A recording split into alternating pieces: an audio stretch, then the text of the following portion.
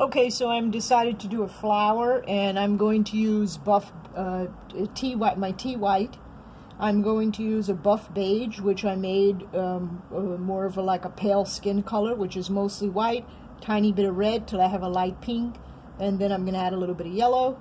I have a pure cadmium red, and then I have my alizarin crimson. I'm going to use a smaller knife, but you can use a medium-sized knife.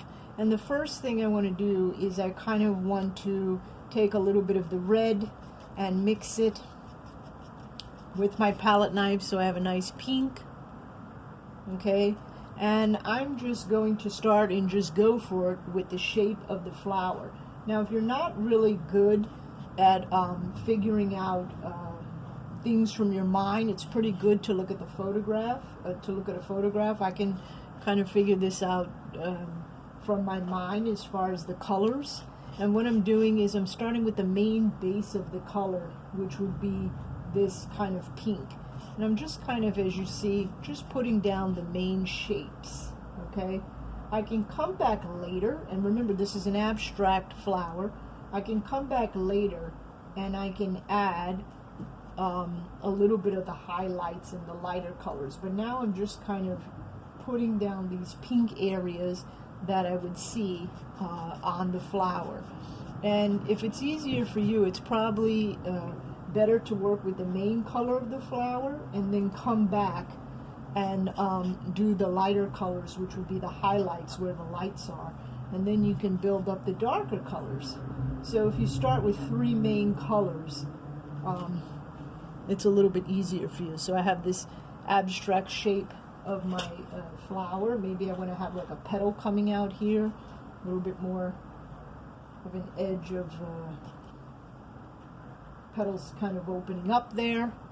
And then I want to start doing another flower, maybe here, and I'm just following the shape of the flower. So if you're looking in the inside of the flower, you'll notice that the folds of the flower are very thin inside.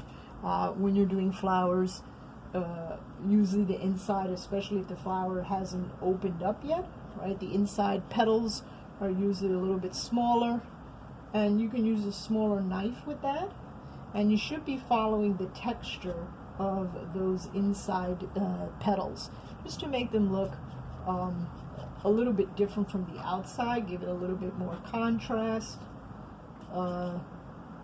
If you're doing a rose, sometimes it's just to go outside and pick one of your favorite flowers and just try it.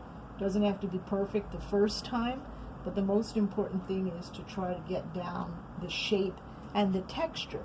And you never make a mistake with the knife or the brush, because you can always build up on it later, right? You're just kind of bringing in that texture, building up that flower, and you should be having fun with it. You know, if you're stressed out, that's not a good thing. So just kind of build that up, and we kind of have this texture of this flower, as you see. And it doesn't take that long to do. I just paid attention to the lights and the shadows.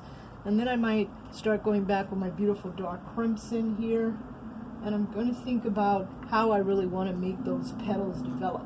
The cool thing about when you make flowers, or if you're doing anything that's kind of abstract, you're the only one that knows what it looks like, right?